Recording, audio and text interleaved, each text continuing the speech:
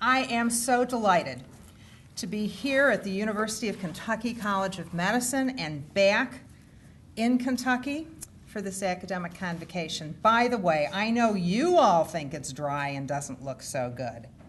Driving in from Cincinnati and being where I've been, which is a wonderful place, but I have to tell you, Lexington is still amazingly beautiful. So don't tell any of the visitors coming in for the international events because they're just going to think it's spectacular. It's your little secret that it doesn't look as good as you would like.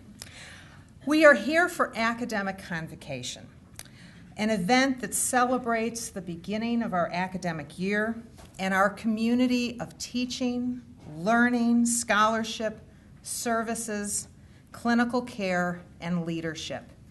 I offer my congratulations to all of the award winners today. This institution, which truly is nationally recognized as a leader for education, the service to the Commonwealth, and the remarkable research and clinical care that it provides. It is, and the people are why. Congratulations. It is a special privilege to be here for this 50th anniversary convocation, where we celebrate the opening of the medical college and the opening of the hospital. So I extend my thanks to the Munich family and also to former Dean Perman for the invitation a year and a half ago, former and current Dean Wilson for not taking it back, Dean Jennings for his gracious hospitality, and very particularly Ms. Shirley Tipton, who has really done yo woman's work getting this done. Now, this anniversary is a special occasion to celebrate the tremendous accomplishments of the last half century. But I would suggest to you that even more, it is a time to think about what is ahead.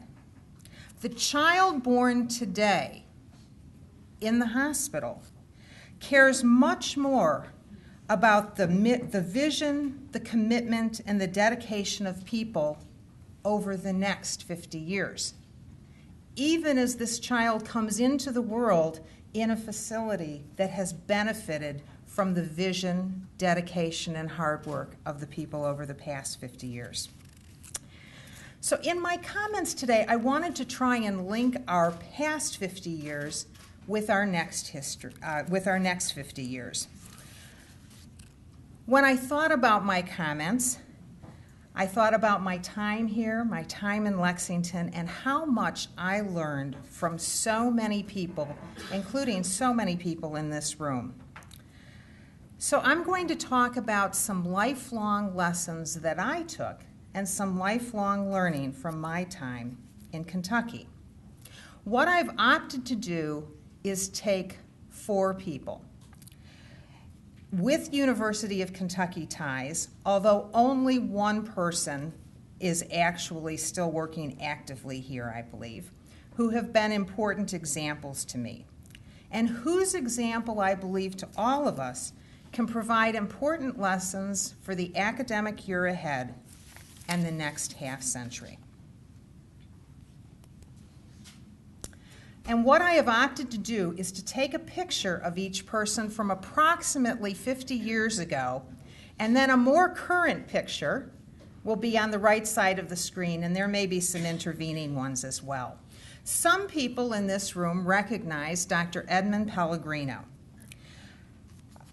He was our founding chair of internal medicine. Now, he was a young chair when he came here, and afterwards he had a series of leadership roles in Tennessee, Kentucky, as president of Catholic University of America, as the founding director of the Center for Bioethics at Georgetown University, and most recently, from 2005 to 2009, chaired the President's Council on Bioethics. Believe it or not, in case any of you want an update, at age 90, Dr. Pellegrino still participates in clinical rounds, and his most recent book was published in 2009. I didn't know Dr. Pellegrino when he was at the University of Kentucky, but early in my career, when I had a burgeoning interest in ethics, our paths crossed. And this man, who by that time had written many books and hundreds of articles, was nice to me, which, as a young faculty member, was very, very special. He embodies, I believe, all that is best about our academic values in the academy. He is rigorous in his approach. He thinks deeply and searches for insight. He shares his thoughts and tolerates, even welcomes dissent, which is good because a lot of people disagree with Ed Pellegrino. He is firmly grounded in the past and yet wholly contemporary in his thinking. He has the credentials that would allow him to be arrogant and we would tolerate it, but he is oh so outstanding he knows he doesn't need to be and shouldn't be arrogant. Now, Dr. Pellegrino has written about virtue.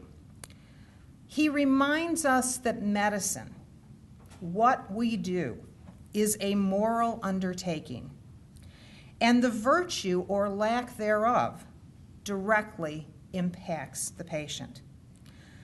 So too, on this day of Convocation, let us remind ourselves that clinical care, education, and the service that all of you do for the Commonwealth is a moral undertaking with similar impact on the student, the patient, and others.